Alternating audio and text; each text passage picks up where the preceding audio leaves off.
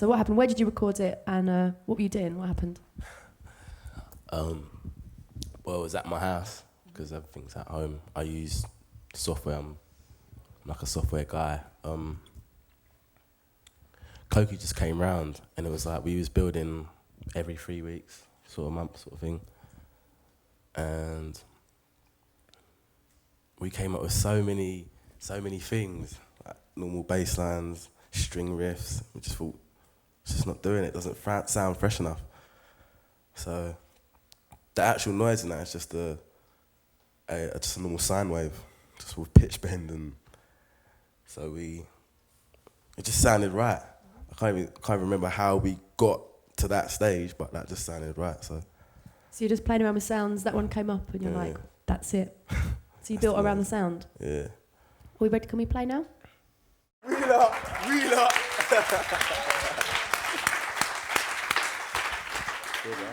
I'm so glad you wheeled it. A little pull up.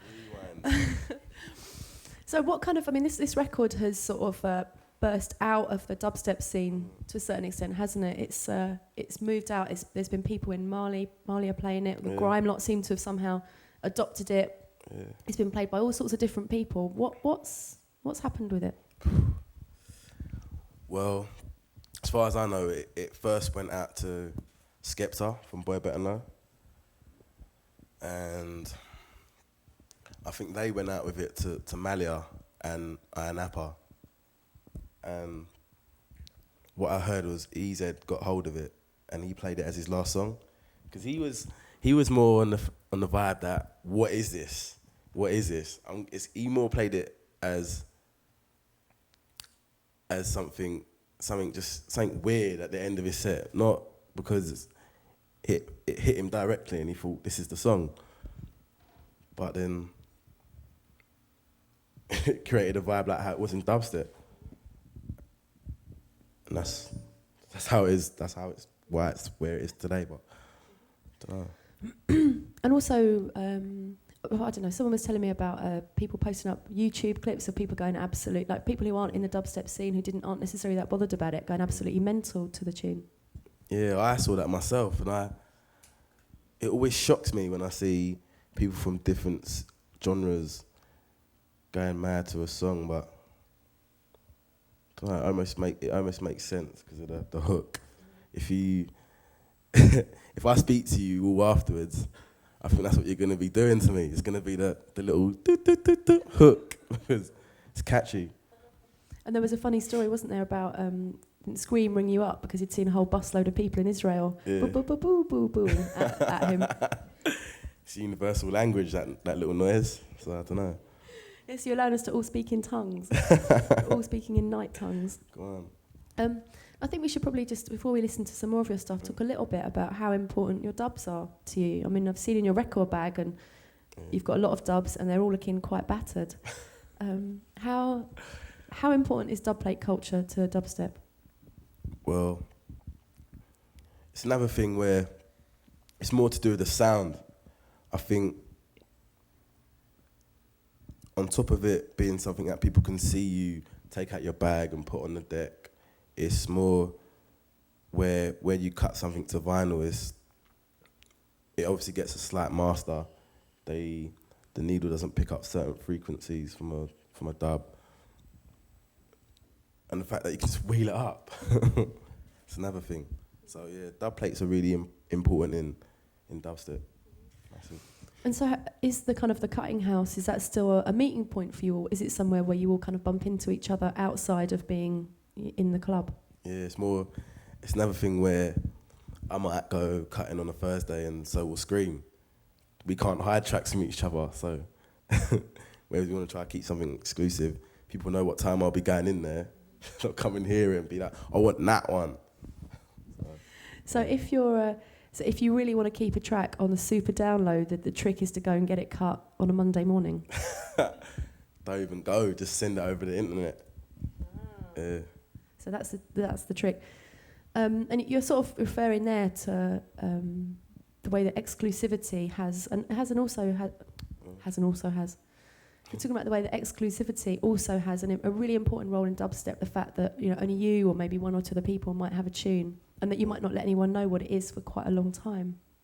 What does that bring to what you do as a DJ and what you do as a producer? It keeps the vibe almost. The word I'm looking for, I can't bring it to mind, but it's more.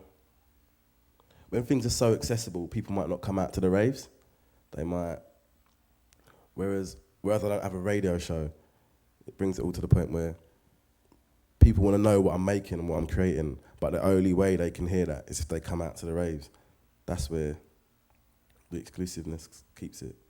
Can't think of the word, but I suppose it keeps it really special, doesn't it? And it keeps it really fresh. Yeah. Because if you think about the commitment you've got to make to come and hear a new record, it's not just, you don't have to remember to listen to the radio or play back something off the internet. You don't have to just go and download a clip with one click. You've literally got to find yourself some people who are going to come with you, get yourself to the rave, and that level of commitment means that people get a lot more out of it, doesn't it? It's obviously, once you get to the rave, all that you've done creates a hype in yourself. So you're almost like, I'm here now. I'm just anxious to hear the song or hear what the DJ's going to bring to us. So yeah. I mean, certainly for me, that the sort of energy levels that I've seen in dubstep clubs over the last year in particular have been higher and more intense than anything I've seen for quite a long time. What's it like for you? For some of you that might not know, when I play, the energy levels are crazy, even to the fact where people are wheeling up my tunes to me. I don't wheel them up myself anymore. So it's mad. Tunes like SpongeBob, they're just... Yeah, I would say it's not only just new people getting into the music, but it's where the music's going. It's become really dance floor and really ravey, so...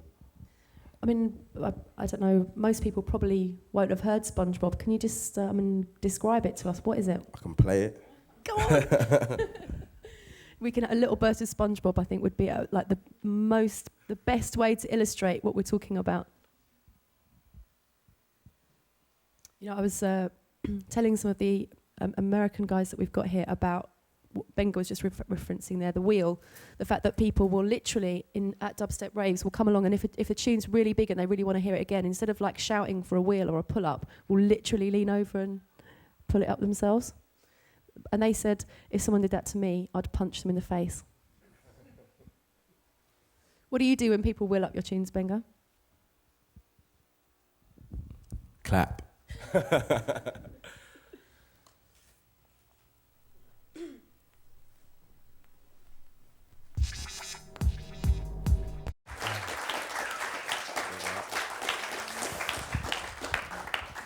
So that's SpongeBob by Koki. What did you think when you first heard that? Well done. Yeah, I thought... couldn't even tell you what I thought. I thought it's really uncontrolled bass line. It was mental, so I was like to Koki, but I wasn't even like to Koki. I thought of his personality, and that's his personality in that record, I reckon. It's just, I don't even want to say. I mean, we talked a little bit about the kind of competitive energy that helps propel dubstep forward and make it really interesting. Do you think, because there are some other records which they're not the same, but they've kind of got that mad Koki energy in them. Do you think, are some producers sort of engaged in a bit of a, what you might call a weird off, trying to out-weird each other at the moment? It's more, I think it's another thing where if another producer comes to a club and sees the reaction that SpongeBob got, it's almost you go home and you try and get that same energy. Yeah, because I suppose there was a long period where everyone was engaged in a bit of a wobble off, weren't they? And now they're in a weird off. And, who knows what will come next? Maybe there'll be a melody off. I don't know. Do you know what? Saying that, I think I was in New Zealand and I heard one of the radio jingles and what they called me was funny. They said, Benga, wobble warrior. So I'm like, right, is that what I've come to? But interestingly, they might have called you a wobble warrior, but your album, which is now coming out at the beginning of next year, is called Diary of an Afro Warrior, isn't it?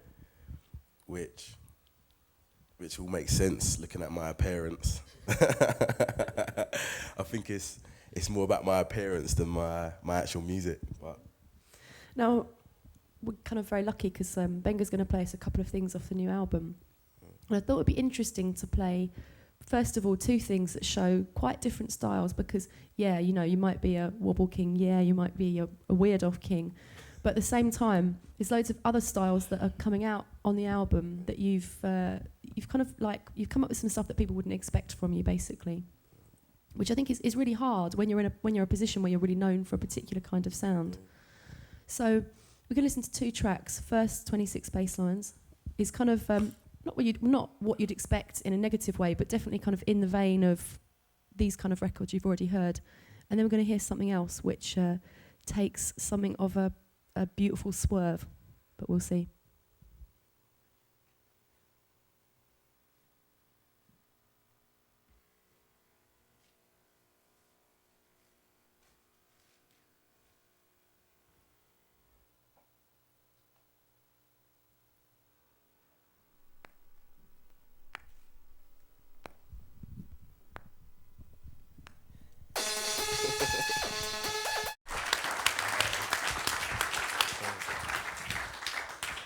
So we're giving the speakers a bit of a battering, a bit of a workout, getting them warmed up.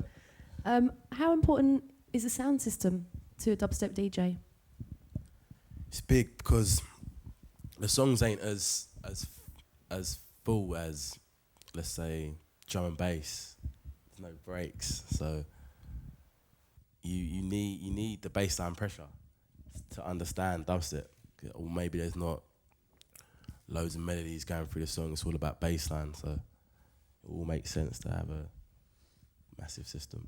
Because there's a big difference between how you hear it kind of cold, like on a normal system, or even worse, through your laptop speakers, and what you're hearing properly. There's probably like 2/3 of the record, it's like an iceberg.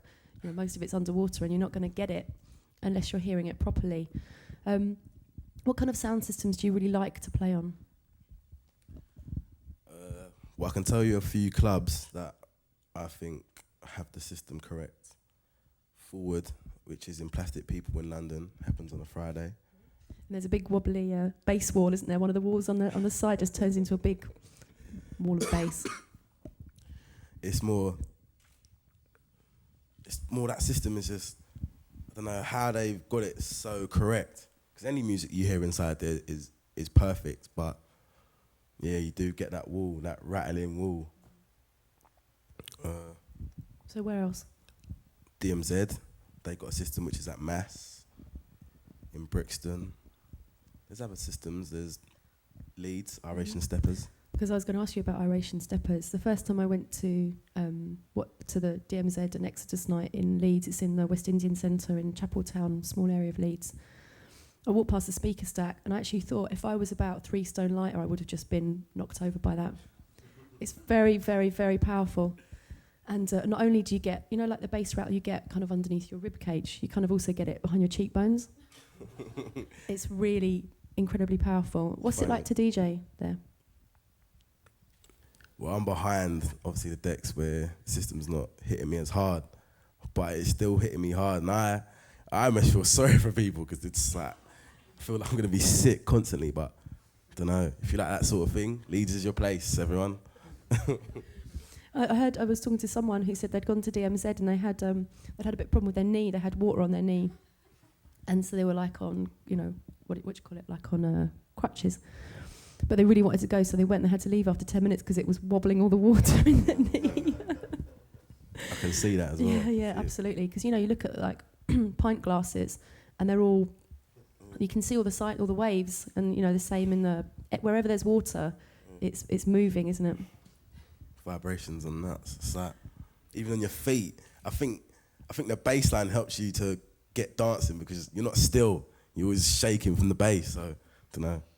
Starts off like it definitely does seem to kind of get people in the zone. I think we should at some point get some kind of like psychological acoustic person down to DMZ and get them to work out what it's doing to people, because it really does seem to have quite a strong effect on people. Yeah, definitely. Even myself, I find myself, even the really slow half step really can tell it's 70 BPM sort of things.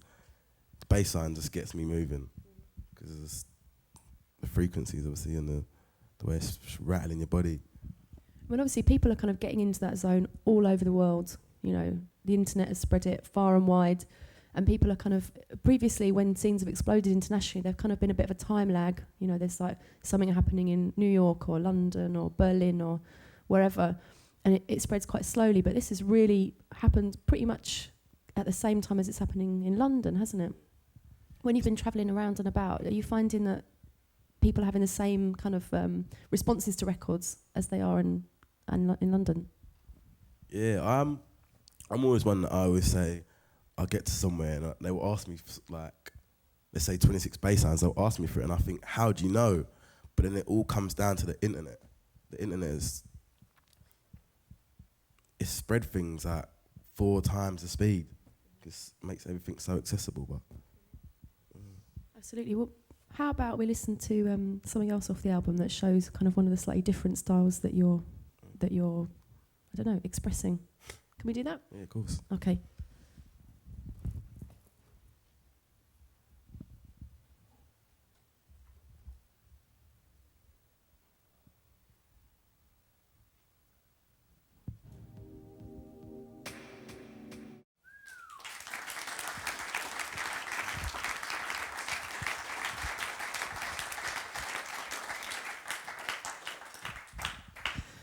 Where did that come from?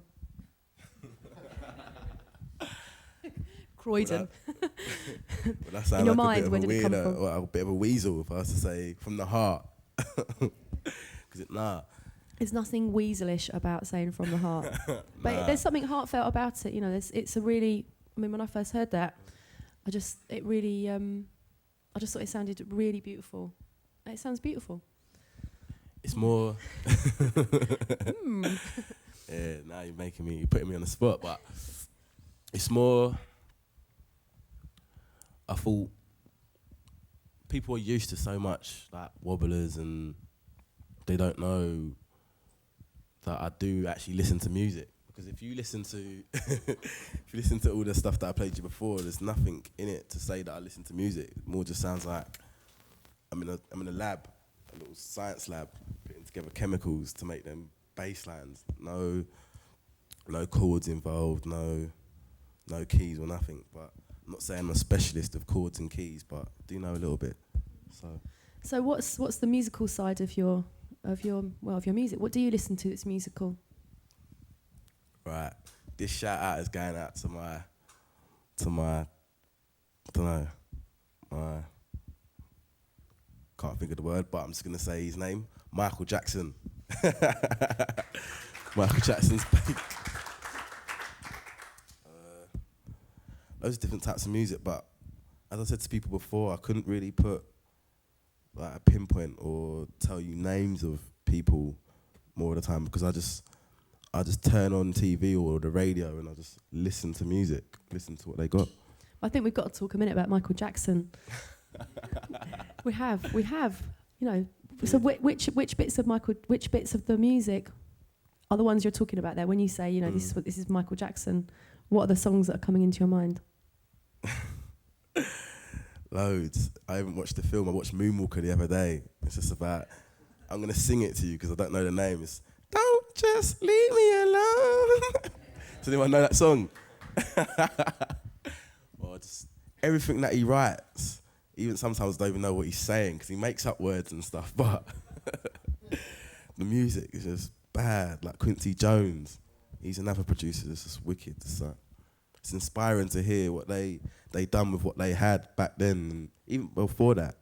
But boy, is there anyone else, you know, like Michael Jackson that you love? Yeah, there's Stevie Wonder. He's big. Loads of names, but couldn't put them down to me when I'm sitting on the spot. I feel blank. Maybe what we should do then is perhaps we can listen to something else from the album that's sort of tapping into your more musical side. Okay. Can we have the last track that's on the album? It's the second track on this. Oh, okay. Technical. You might need to do it.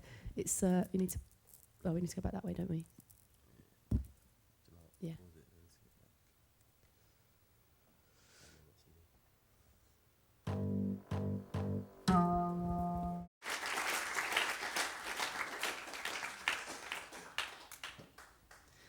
think we've just got to let the music talk for itself, really. There.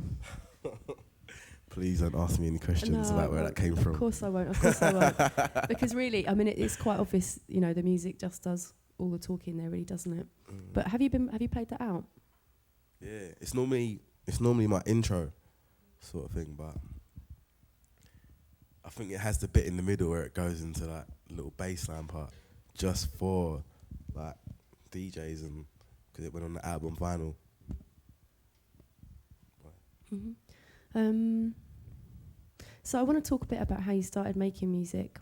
So probably we should rewind a little bit. There's another thing that I did want to get you to play from the album, but we can probably do that in a bit. How did you first start? I was a DJ before I started producing, and I went to see another DJ from Dubstep called Hatcher, and he had so many songs I couldn't go in the shop and say, can I have this and that, because they weren't out.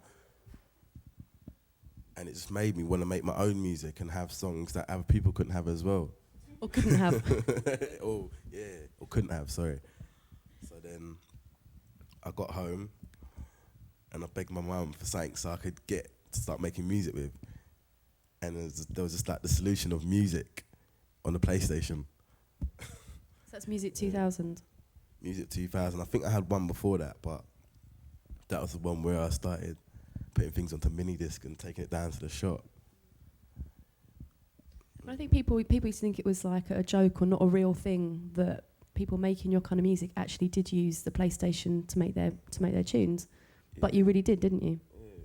It wasn't only me that had. Well, I never released a song out of my PlayStation, but So Solid, I think people know who they are. No. So Solid crew. Yeah. Mm-hmm. They released a few songs from their PlayStation. I think I'm not sure about 21 Seconds, but Dilemma, which was a So Solid record. Romeo done a song called Oh No, which came out on labels Rapping My Brain, but there were so many other things around at that time, like even Pulse X, which was a big grime record that came off PlayStation. But like, what can you do with those things? Do you have to sort of push yourself to do anything good if you're making stuff on the PlayStation, or does it kind of make it easy just because it's what you've got and you can do what you want with it? Well, to come up with anything that could even be released, it's really hard. Obviously, the sound, and you have like 8-second sampling time, things like that, where you had to put a CD into your PlayStation and hit record for 8 seconds. But other than that, sounds are like claps and really basic things. So to come up with anything good, loads of layering and stuff like that. I guess like using really shitty stuff like that makes you be good. It's like learning how to DJ on really terrible equipment. It kind of, I suppose, it elevates your skills quite quickly. Yeah, you almost learn little things like layering, how to make things sound a lot better when you get onto like bigger programs. So obviously you don't take a lot from like, using the Music 2000, but yeah, it does help. I mean, one thing that maybe might not be clear to people is quite how much experience you've got under your belt at only 21. How old were you when you first started making dubstep or first started making music? I was sort of 12 coming on 13, so. And how old were you when you first went to Forward to hear Hatcher play your first record? I would have been about 14 because my first record came out when I was 15, so yeah. And back then, songs circulated on Dubplate for about a year. So yeah, I was about 14. Okay, so like you're 14, you're getting your music played out, you're sort of almost being chaperoned up to Forward so you can hear your record, and then you got to go home again. You know, what were you doing? You know, were you going to school and then going over to the record shop after school? What were you doing? Right, I hope none of my teachers see this, but I just didn't turn up to school sometimes. I just went into the record store and I'd take my clothes in a spare bag and then change and then go in there and act like I had a day off. I think after the first 7 times in a week, they would think, hold on a minute, you don't have 7 days off, 7 bank holidays. So they kind of clocked. But then I think when you're at that age, you have to make your own decisions. Not like, I'm not saying you have to be really responsible, but you have to know, well, not know, but you have to you have to sort of, people can't tell you what to do at that age, and you follow it. You sort of like start making up your own mind. So at that age, at 14, did you know that music was something that was for you? Did you know it Did you know it really strongly that this was something that you wanted to follow full on? Yeah, I made a decision because I did play football while I was making music, and it was more, I couldn't do both sort of thing. I know people that can do both, but I'm one of them people that I must concentrate on one thing. So you're saying I played a bit of football. You weren't just playing a bit of football, were you? Was it the Arsenal youth team you played for? Yeah, I was at a YTS level, so I was in with people like Stephen Sidwell. He plays for Reading. He left Arsenal because there wasn't much chance of him getting the first team game.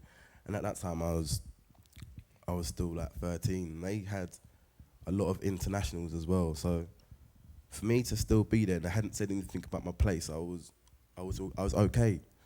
But I don't know. I just made that decision where music appealed to me more. I could sit at home and make music and not want to move, but then I couldn't go outside and practice for football and not get bored, sort of thing. So it came across to me. So basically, just to kind of put it in context, you had potentially had a professional football career in front of you, didn't you? You were sort of at a point where that was a distinct possibility, but you made the decision that music was the one that was actually that you were really gonna put everything into.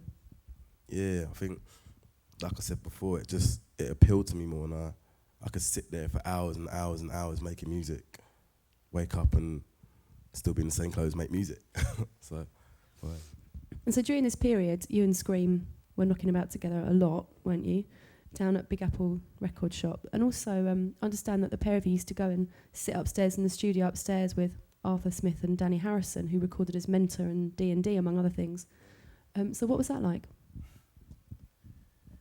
It's almost like when I first heard their records and the sort of things that they had done, they made loads of popular records at that time. They made Gotta Get Through This with Daniel Bedingfield. They helped on a lot of Miss Dynamite tracks, a lot of Heartless Crew tracks. Even at the moment, they're remixing like Jennifer Lopez. They're constantly doing big records. But then I was almost like starstruck almost. So I was like, anything they told me, it got through to me. Whereas I'm not sure if there was a lot of other people that would have been able to do that, but telling me to keep doing this and keep doing that, and I would actually keep doing it because I'd see what they was doing, and I wanted to get to that stage. So yeah, it was a big part of my life as well. So can you paint us a picture about what that was like? What would you do? What happened? Well, got upstairs, Arthur would see me, he would stop what he was doing, and he would start getting out the keyboards. Like, yeah, I think it's a Nord lead, number 3. And he would say to me things like, if you keep making music, one day you'll get a keyboard like this, because I was still on PlayStation, stuff like that. So, don't know if it leads much to your imagination, but. Were you sitting in while they were making sort of their records, like the Mentor records or the D&D stuff? Were you actually sitting there while they were doing them, or would it be more just you'd be there in the downtime? There were times where I'd come in and I'd see them like in the middle of a mix down, or I never really saw them play riffs. I'm not sure if because they was hiding what they'd done for me or whatever, but I always saw them, like, not always, but I'd come a few times and I see they was using Alan and Heath desk, giving away things, but I saw them mix, so I slightly picked up little things about EQ and stuff from there. So I suppose there are two things there. Like, one is sort of having that insight into how studios work and that you can make those things do things for you. And also that must have given you a big sense of connection with the music when you were hearing it out and about, knowing that you'd sort of been there somehow. Definitely. When you hit the age of where you start going out and doing underage drinking and clubbing, you start off at the clubs where you're going to hear the big music. And every time I'd hear a song, I'd just think to myself, I can hear how it's produced from quite young. And I was almost like, I can see what he's done to do this and do that. And I could go home and sort of learn how he done that sort of thing. So. When Skream was here last year, he talked about how when he first started making records, he was trying to do his version of, I think it was like LB. Yeah. He was trying to make Dark Garage, but he was basically, he started by trying to almost copy it, and then from that developed his own style. Did you do something similar? Yeah, I was on the same sort of thing, but I didn't really go for the same people. Like, I was more onto the Wookiee side of things, and like the bingo sort of things, the breaker sort of things. But then I just couldn't make it. But then where we was making the songs and then giving them to Hatcher, what we was making was quite different. Trying to get to that stage, obviously, but he started playing it, so it almost made us, instead of going and copying them fully, we went down our own route. And we definitely want to hear some of your early stuff because we're going to listen to Judgment in a bit. But before that, can we have a little bit of Wookie, please? Oh, okay. Because then I think it's just good to illuminate the kind of a really key musical influence, because obviously it says something about you as a musician, and Wookie really said something to you, didn't he?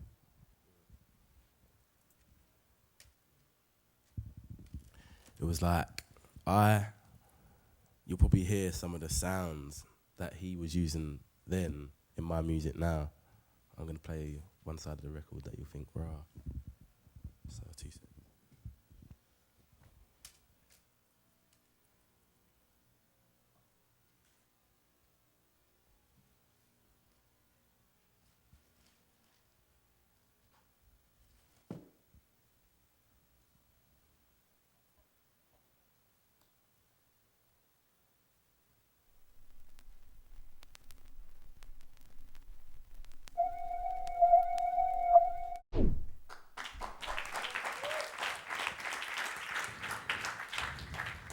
I mean, Wookie's sound was really tough, but really musical at the same time. Is that what appealed to you about it?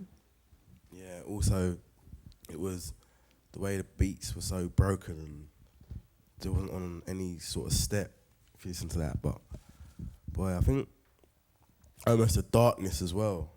The darkness, and he had such good like musical knowledge and how dark it was. Yeah, definitely what you said. So what about kind of moving on a little bit from something that influenced you to something that you made? What was the first track? I mean, obviously, one of the first tracks that really got you a name was The Judgment.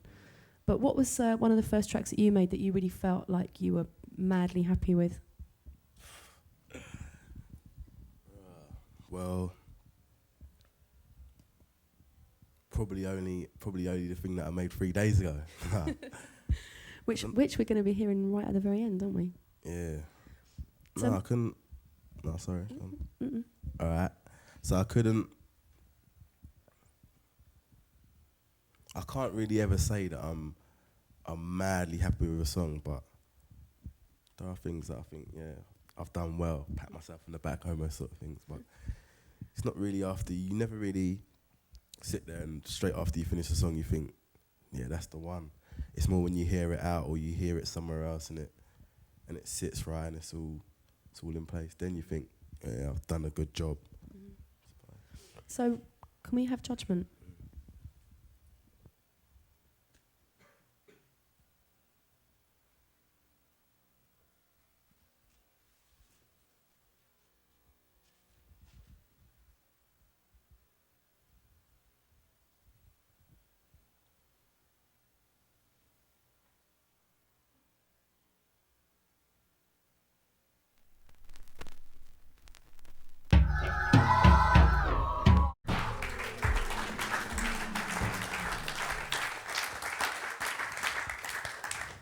So that's you and Skream, isn't it? How old were you then?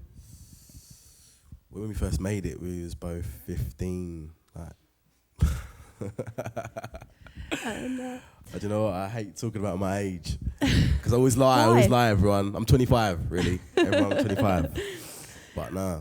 What were you two like in the studio together when you were 15? Kids eating chicken. That's it. Getting grubby fingers on our keyboards and that. Don't know. Just we hardly ever got things finished because we were just so playful and just couldn't do anything but talk about things that we'd been doing beforehand. So boy, that was one of the only ones we got finished together around that time. It came out when I think I was still 15 when that came out because it was one of the quicker ones to be released. And what was that like for you?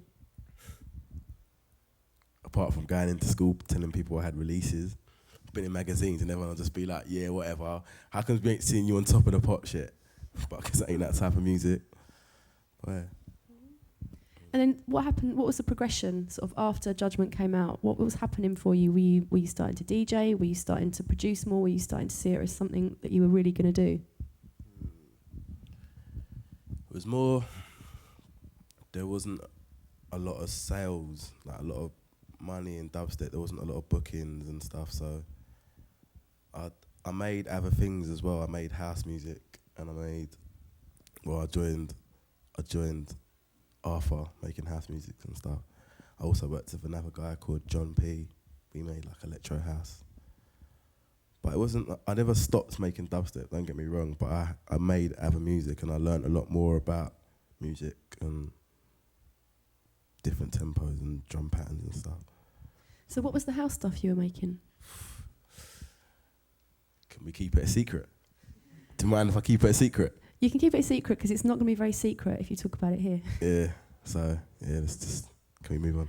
So, well, it's quite interesting really then, isn't it? Because obviously you don't have to talk about the secrets, but you have got some musical secrets, haven't you? Yeah. So we're not going to talk about them because it's good to have secrets. But what do you like about having musical secrets? Secret musical personas, maybe. Yeah, I do have aliases, but it's not that I'm not happy with the music, but I just rather just keep it down low. I did learn a lot from making that type of music. I learned a lot about edits, production. Because obviously when I was making dubstep then, as you can hear, the beat's quite thin. So I learned, obviously I did know a bit about layering, but how to layer and not fill up space and kill it, stuff like that. So yeah, it was good making that music. I suppose it would be a kind of interesting point now just to talk about your DJ style, because obviously you've been booked a lot, and as a DJ, as a DJ to watch, you're really interesting because you're really live when you play, aren't you? You kind of you're not like some guy standing still, you know, playing the records. It's like you're kind of almost physically connected to them. Yeah. You move around quite a lot. How would you describe your DJ style? Bit erratic, really. I'm going to show you a few of my cases and what they're like, just because of how quickly I try and mix and get my records back in sleeves. But maybe I might be in luck because some of the record cases ain't so bad because they're quite new. But I say this is new. This is like a couple weeks old. That's what it looks like. I think the bit you need to see is this bit. Exposing me. You're on this exposing me thing, aren't you? No, I told you, I'm not. This is not about exposing you. We just want to get into your mind a little bit. The bits you want to share with us, we're very happy to be party to. I'm going to hold this up.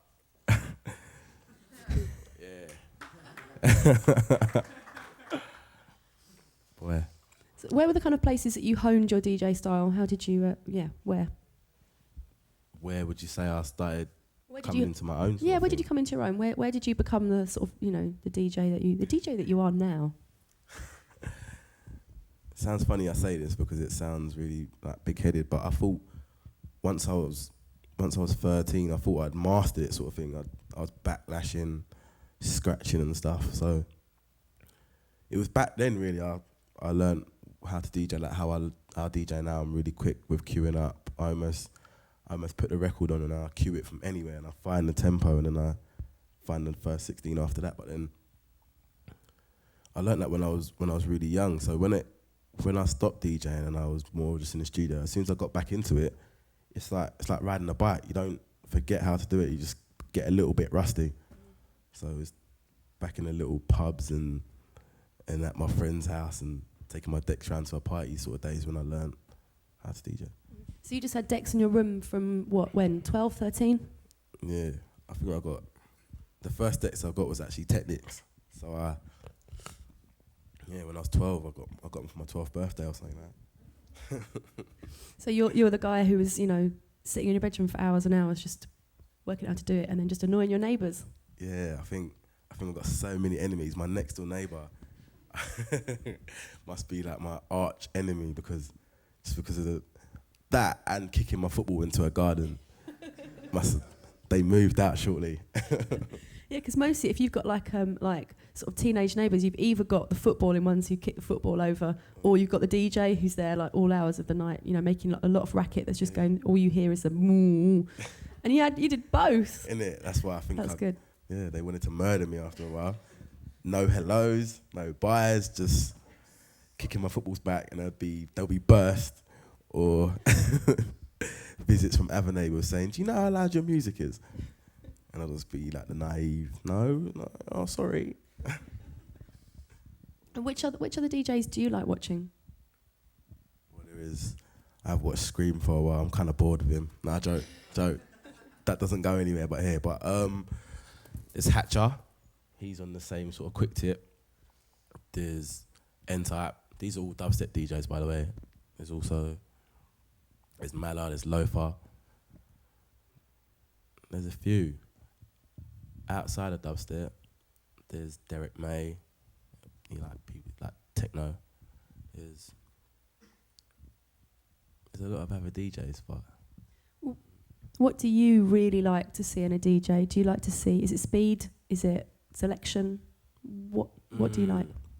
It's hard really, because selection for me is more to do with the crowd. Obviously, I know DJs are supposed to obviously play for themselves and try and bring across their vibe, but what is a DJ without bringing a party with him as well? Because I see certain other DJs. It doesn't matter what music you play, but I reckon as a DJ you can always bring energy, and I've seen other DJs that just they're not making people move, and that's what I think people come to a rave for. They come to dance and have a good time. So I say people like N-Type and Hatchet because they're the energy that they bring, because the way they put records in really quickly and the rewinds and stuff. Didn't N-Type got something like 40 tracks onto his last Dubstep All Stars single CD, didn't he? Yeah, it's like, that is, if you calculate it, it's not even 2 minutes a track, is it? It's like, there was a lot of 58 seconds. Yeah. So that's the sort of thing I like to see. Don't know about everyone else, but that's the one. Do you think it's possible to be a dubstep DJ in the sort of like bigger sense of the word if you're not a producer as well? Well, N-Type and Hatcher are the proof of it, but it is really hard. I think you have to make your own music just because of the fact a lot of the producers now try and hold their music back, and that's what people want to hear. They want to hear fresh music. They don't want to hear everything that they could buy from the shop more times. So. Well, this might be a nice moment to listen to a couple of the tracks that have been, doing that over the last, year, 18 months or so. So we talked about maybe playing Evolution or Flames. Would you like to select one of those?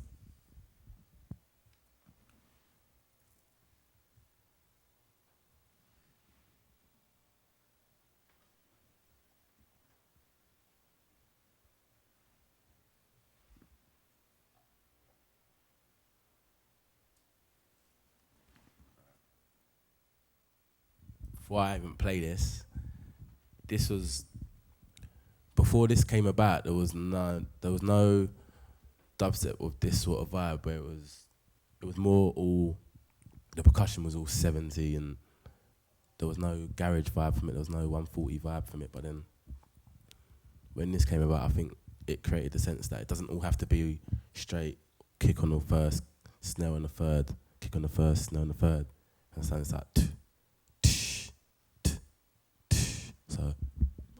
So before you press play, what's this that we're talking about?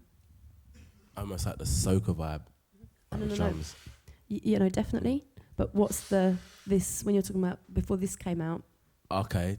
What do you want me to reference with a song? No. What's it called? Oh, sorry, my bad. Flames. It's Flames off the Big Apple EP. But before you press play, you just talked about soca. We just mentioned the word soca. Can you expand on that at all? It's just more the drum pattern, like the energy and the way it flows. I couldn't explain to you why that comes to mind, but okay. Well, let's let the music do the talking again. Press play.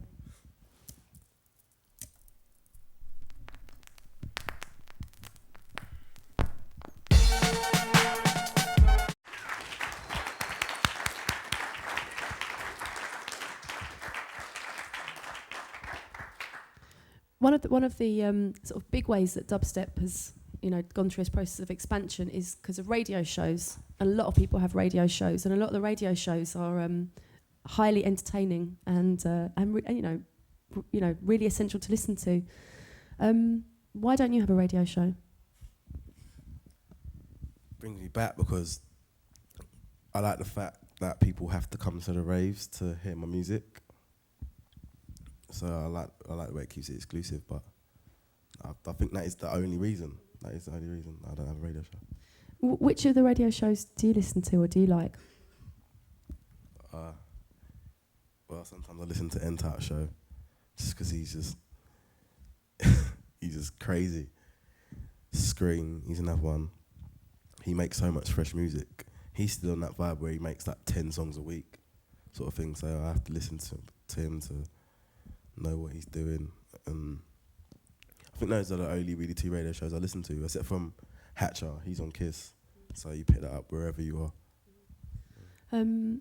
You were involved in a kind of a sort of epic 4-hour version of Skream's show on his Stellar Sessions, which is on Rinse between 9 and 11 on a Wednesday. Can you tell us something about that?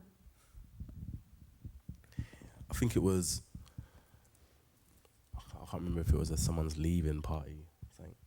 But the whole idea was to get me and a few of Skream's other friends. That we had Chef Pokes, he's from DMZ. We had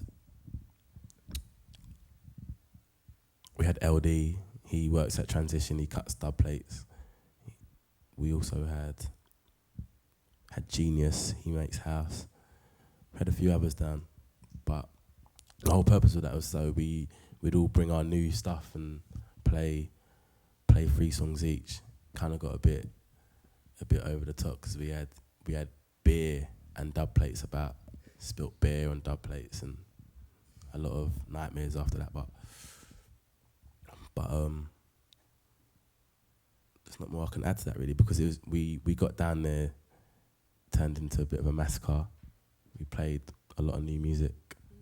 And I seem to recall hearing Chef playing Ghost Town as well by the Specials. So there was there's all sorts going on. But what I thought was really interesting about it, apart from the fact that it was a brilliant bit of radio, really, and thoroughly entertaining, well worth staying up for, was that obviously a big part of dubstep is good times. People having a laugh, people having a lot of fun. But somehow, probably because of the radio shows and the internet, like us as fans, really, we're like a little bit party to what's going on. We have a bit of a sense about what you're doing. Also, because you're all out at the raves as well. You go to DMZ. There's Benga in the corner. There's Walsh over at the middle. The middle of the dance floor. There's Chef over here. All the people whose records you're buying and whose radio shows you're listening to are out there, and you're all approachable people. Do you think that sort of helps add to that, to the sort of the amounts of fun that people seem to be having when they're going out and listening to it? Yeah, I think maybe sometimes people as artists, as artists, people come across a bit like it's almost like work, but hearing the music and playing the music isn't really work for us. It's almost, we have a lot of fun and everyone knows each other. I don't think we'll ever get to the stage where we're gonna be almost like, oh, we're too good for other people and stuff. I think people like to interact with the artist and that, so yeah. Definitely.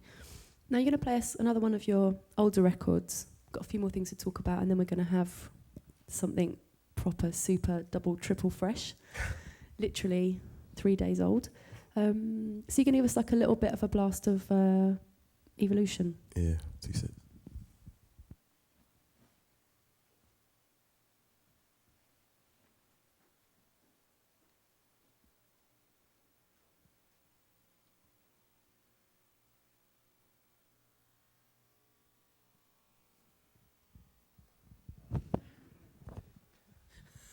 Is that the special book version?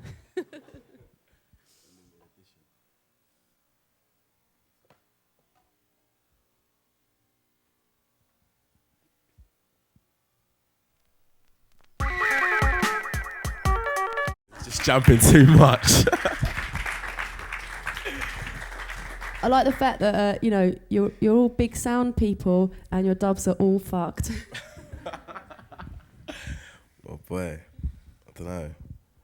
Does that show my personality? Because it's not that. It's not that at all. No, it's they're well used, aren't they? They're well used. One thing I did want to touch on a little bit is we haven't heard a particular example of this, but when people have kind of taken reggae vocals and done stuff with them on dubstep records, you've done a couple of things that do that. I kind of wondered what sort of, if there's been any reaction from the kind of Jamaican artists or the reggae scene and what they're making of it. I think there's a big hype around dubstep, and there's been things where I don't think certain artists really even like dubstep, but they get involved. But then there are a lot of artists as well that say, like Baby Sham, he liked the thing that I didn't even do, the bootleg. Bootleg means, I think everyone knows what it means. I don't need to explain. Well, maybe do you want to tell us what the record is you're talking about? The record what I'm talking about is the Baby Sham. Let me start again, getting tongue-tied. The Baby Sham vocal is I Remember Those Days. And the record of mine that was used was World War 7 off New Step. I didn't do the bootleg, but I just heard it. And I don't know how it got back to Baby Sham either, but they wanted it to come out officially, but it never got around to it. So why didn't it come out officially? Mixed down reasons and having to bring back our old piece of vinyl. We didn't really want to do that. So. And what about generally in Jamaica? Are people feeling dubstep? I couldn't really tell you to say there's this artist or that artist, but I have had a few things that on MySpace, an artist will come to me and say, I like dubstep, I'm feeling what you do, can we get on a remix or make something? Are you kind of, in terms of your sort of musical background, connected to reggae? Is it something that, like that, obviously because the reggae side of it is really important in dubstep, but personally, is that something that you grew up with? Not really. I'm Nigerian, so I never really listened to a lot of Nigerian music, but then reggae wasn't a big part of my life, and more like rave music, hardcore was more part of my life. But there are a lot of people like Mala that was reggae influence, Koki's a reggae influence. So it's never really come out a lot in my music. It's normally when I work with someone. Well, I know some of the people that are a bit older than you in dubstep. Loafer, for example, when he was 14, he was going out raving to Labyrinth in Dalston and was like the real young one in that scene, and then kind of moved on to jungle and kind of got really into metalheads and stuff like that. But what about for you? How were you experiencing hardcore and that side of the stuff? Pirate radio. As I said before, I didn't really go on the internet and search for artists and stuff. I would just pick up a radio station and just listen to it all day, sort of thing. Like what? Passion. Certain radio stations that I never knew the name of, just knew the frequencies. Couldn't tell. I mean, pirate radio is, has always done that job, hasn't it? Really, it's kind of like broadcasting through the frequencies of stuff that you wouldn't otherwise hear. And I think for a lot of people, especially in the UK, pirate radio has been one of the reasons why the UK has kept on reinventing dance music, basically, and kept on coming up with these mad new hybrids. Dubstep kind of being one of those. I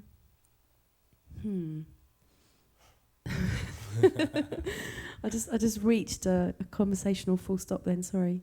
Oh, cool. Okay, just a couple more questions really. People are, the people who are doing well in dubstep are now, that they're finally, hallelujah, making some money.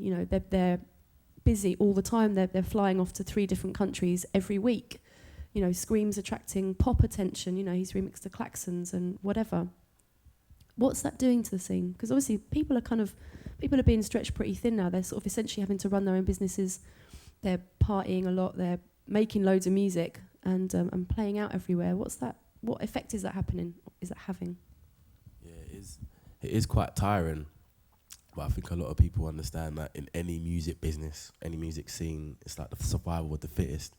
Can't complain that you're being flown about, should I say. You just got to get on with it, and it's always nice. It's not like you get flown away and get to the airport and you don't know what you're doing, or it's always set out for you. So it's like you don't rest and stuff, but it is tiring and it is a lot of hard work. But then I couldn't speak for other people like Mala, who owns his own label. He runs a night. He also has to make tunes. He flies about a lot. Couldn't speak for those. Because I work for a label called Temper, and the only other thing I do is really DJ and produce. So. And then just sort of mentioning how some other people are doing remixes for the sort of, the pop world or the outside world, I suppose. Which other artists would you like to work with, or are you likely to be working with? I think my next project will be with Sia. Yeah. It's just one of them things where I listen to something else and I think that could fit, because I haven't really done a lot of remixes where they've approached me and I've sat down and listened to it and thought, it's going to make me a lot of money, I should do it. I've more thought about whether it will work. I don't want it to get to a stage where I'm just making loads of tunes I don't even like. I never want to get to that stage. So I think a lot of producers do that. Even if you hear Skream's Klaxon remix, it's not like some big pop rip. It's not like some big pop rip. Spit it out. It's all right. It's not like some big pop record. So all the music that we do, like the remixes, keep the same vibe. Dubstep vibe. No, definitely. It does seem like people are still, and will probably carry on just doing stuff because they actually really want to. And that's one of the reasons why the music's so interesting. So before we wrap up, are you going to bless us with something special? Yeah, let's do it. Go on. What is it first? What is it? Well, I haven't really got a name for it, because when I make names, I just look around my room or wherever I am where I've made the song and call it wherever's there. So I've got tunes by the name of Ketchup, and I've got tunes by the name of Chicken, Nescafe, Bedspread. It's because I'm so out of names now after 700 tracks and that. So you're like Kaiser Soze. You're the Kaiser Soze of dubstep, naming stuff after stuff you can see. Whatever. So let's just hope there's nothing we can see that. Let's not go down that route. Let's just play the records. Mm-hmm.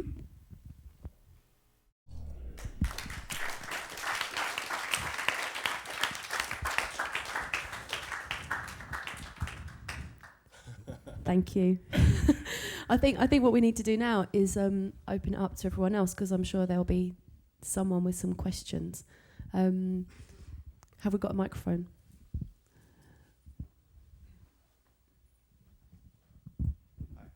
Check. Okay, there we go.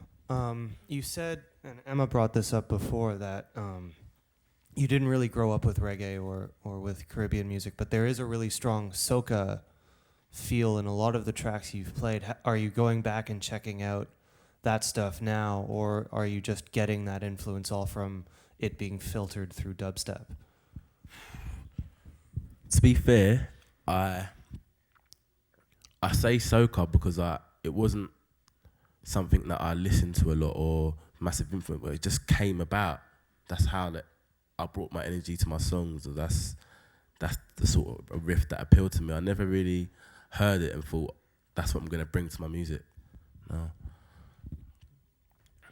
Actually, I've got a little extra question there. Was there any Nigerian music that you grew up with, sort of in your family or like just around you generally? No. I think my mum wasn't really like a musical person, neither was my dad, so I never really got any influence from what they played. I just went to school and picked up what everyone else listened to. Like, I listened to Unlimited even, like pop music. I was Britney Spears when I was young. So. Oh, thank you. So who's got a question over there? Do you have any of those PlayStation tunes with you?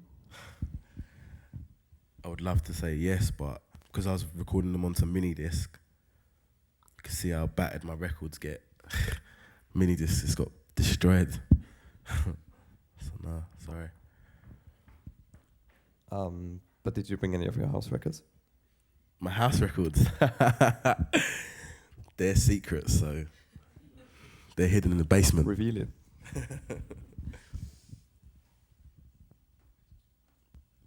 he's gonna kill me. Hi. I was just wondering, because you didn't really mention it, if you can talk about the Magnetic Man project and stuff like that, because that's kind of exciting. All right. Magnetic Man was my pal. He kind of got really paranoid and doesn't come out of his house much. So we decided to sort of take it over from him and do his live shows.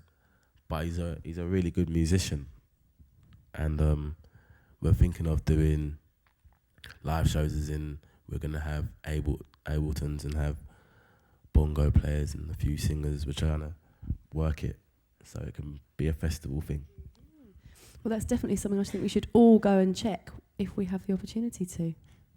Thank you. Any Yeah. more? Go on, Jabba.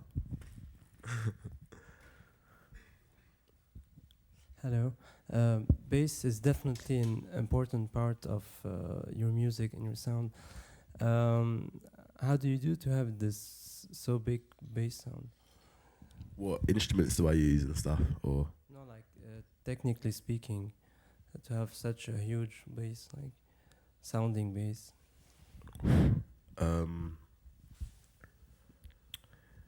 I think as it's gone along, it's got more and more apparent that bass is the main part of any music. I think maybe not in a few genres, but in most of the genres that I listen to, bass is a big thing. So it's always trying to get energy and like the bass line to cut through. Apart from what I'm using, I use like an albino, or I use a few other instruments. I use a small plugin called an Audio PHA, I think it is. A few other things. So If people are wanting to make their bass lines bigger and badder, rougher and tougher even, what would be your one bit of advice, without necessarily giving away any of your own little personal tricks? What would be a one bit of advice to people who want to make their bass lines big? make them loud. Keeping it simple. Yeah. Make it loud, everyone. Make it loud. Any more Store. questions? Let's suppose you're playing out and you play some tune that clears the floor. What's the first tune that you play afterwards to get everybody back, and maybe you have it with you? Okay. I'll have a look through. Not sure if I make music that clears dance floors, but I tell you what, maybe someone else has cleared the dance floor. What's your one tune to bring them back? I don't know. I've got something by Koki, I think, maybe here, that always gets crowds coming back. Don't know if it's definitely here though.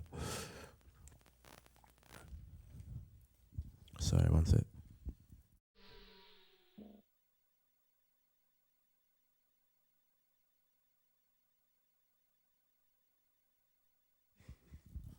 Yeah, Koki's really killing it, isn't he? That's not him, that's me. Oh, I thought you were doing a new Koki thing. Alright, I just... Blusharama. No, it's more... The thing I was going to play was a Koki thing. Oh, okay. It's got a Movado vocal in it, but the reason why I say this brings the... fucking hell. The reason why I say this brings the crowd back is because they're expecting me to play something else. So I'll play a few tunes that ain't all about distorted bass lines. Then I'll warm them up and I'll get them going, and then go back to my wobblers. And then go back to your wobblers. Any other questions from anyone?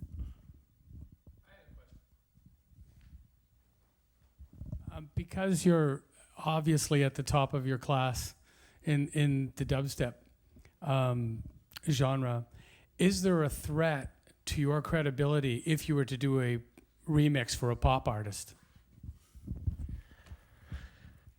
Not really. It's more, like I said before, it's how I choose the records that I do. Because if the song sounded good to me and I thought I could do something that works with what I do, then I can't see any reason why what the artist or what they do should stop what I'm doing or make me have a bad name. So, boy, I'll do whatever as long as it sounds good to me. Anything else? You mentioned Stevie Wonder. Which particular time of Stevie Wonder, the Motown years or the 70s stuff? I think the CD what I have at home, or one of the CDs what I have at home, is just greatest hits really. So I couldn't pick out times of songs when they came about. But even things like Isn't She Lovely and things like that, everyone knows that song, but they're big tunes. They're written well, they're catchy, so yeah, no time. Sorry. And have we got any more before we hit lunch? Anything else? What?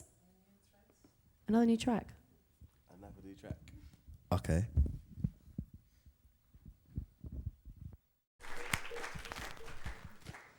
So, giving pleasure to bass heads, giving pleasure to house heads. Thank you very much, Benga. Thank you.